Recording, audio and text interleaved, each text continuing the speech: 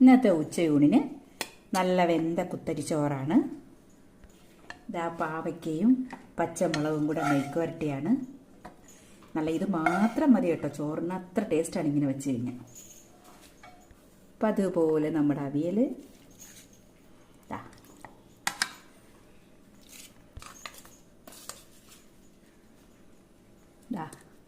രണ്ട് മത്തി വറുത്തിട്ടുണ്ട്.